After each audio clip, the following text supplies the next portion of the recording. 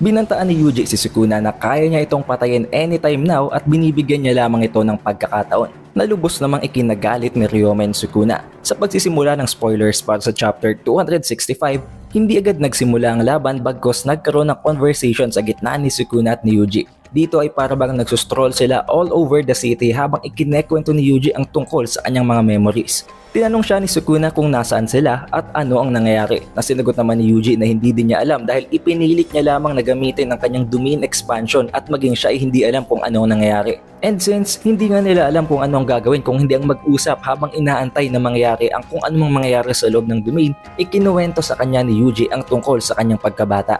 Now at this point, it seems as if ginagamit na ni Itadori ang kanyang Tokno Jutsu. Sinabi ni Yuji na ipinanganak at nabuhay siya sa Sendai ng 6 to 7 years. Subalit nang dahil sa trabaho ng kanyang lolo ay kailangan nilang umalis at bumalik lamang sila nang siya ay mag 10 years old para mag-attend ng funeral ng kaibigan ng kanyang lolo.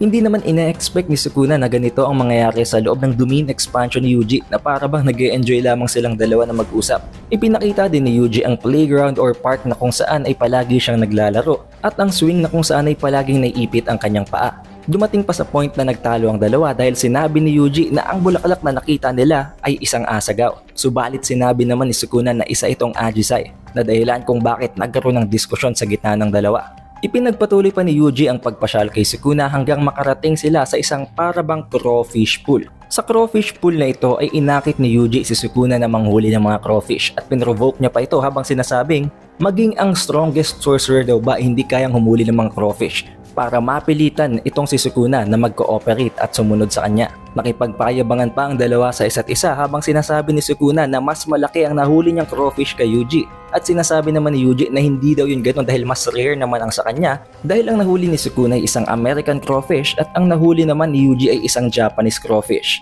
Ipinakita din ni Yuji kay Sukuna ang isang department store na naging dahilan daw kung bakit nag-close ang lahat ng ibang department store dahil sa pagkalugi. And although nalungkot daw itong si Yuji nang dahil sa pagka-close ng ibang mga department store, napatawad pa rin niya ang department store na ito dahil meron itong movie theater.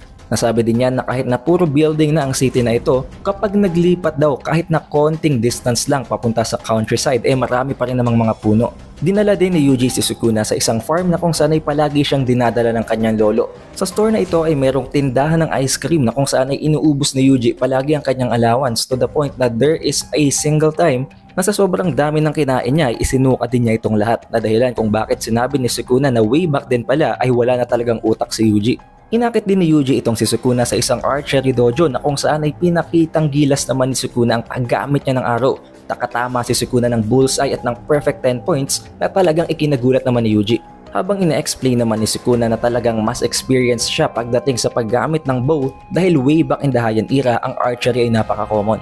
Nang magsimulang bumagsak ang snow ay sinabi din ni Yuji kay Sukuna kung gaano niya kahilig uminom ng hot milk tea habang nagkakaroon ng snow. Sinabi din niya na during Christmas Eve kapag nakakarinig siya ng mga bells na nagre-ring ay inaakala niyang totoo talaga si Santa Claus. Subalit na figure out niya ito later on na isa lang pala itong bus na mayroong mga tumutunog na kadena. Nabagot na si Sukuna so walang humpay na pagkakwento ni Yuji kaya napilitan siyang sabihin kay Yuji na get to the point already. Na ipakita mo na sa akin ang lahat ng gusto mong ipakita kaya gawin mo na kung anong dapat mong gawin.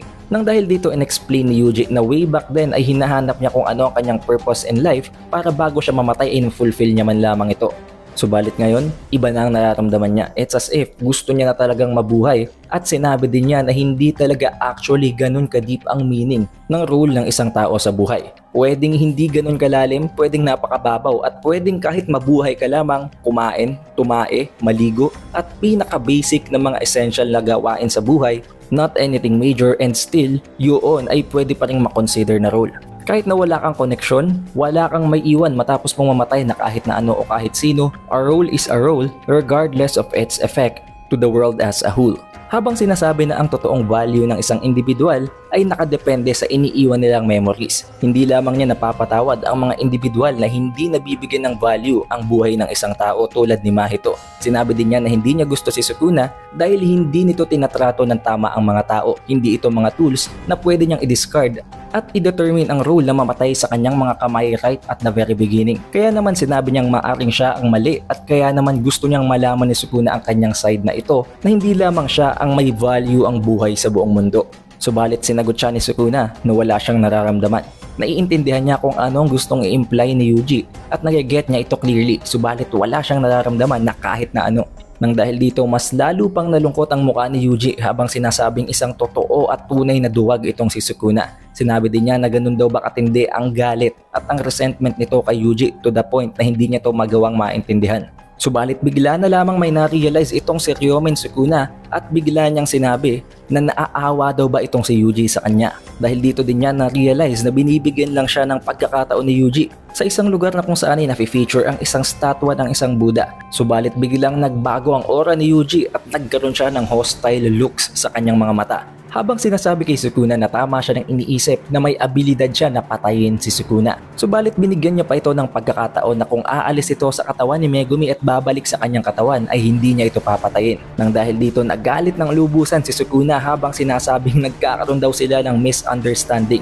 Habang sinasabing hindi siya masasatisfy na patayin lamang si Yuji at islice ang kanyang buong katawan, kundi iipunin niya ang lahat ng mga importanteng tao sa buhay ni Yuji at papatayin ito sa harapan niya mismo. And that is where the chapter ends. What do you guys think? Napakatindi na ng confidence ngayon ni Yuji to the point na pinagbigyan niya pa ng pagkakataon si Sukuna at hindi niya ito pinatay agad, considering na meron siyang abilidad na patayin si Sukuna, na dahilan din kung bakit ganito na lamang mag-react ang King of Curses. Sadly, there will be a chapter break kaya medyo matatagalan pa bago natin makita ang magiging laban sa gitna ng dalawang ito sa loob ng domain ni Yuji.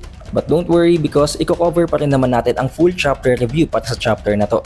Don't forget to leave a like, subscribe and ring the bell button para palagi kang notified and updated tuwing magkakaroon tayo ng bagong Jujutsu Kaisen chapter reviews. It is the Updated Weeb and I will see you guys on the next one.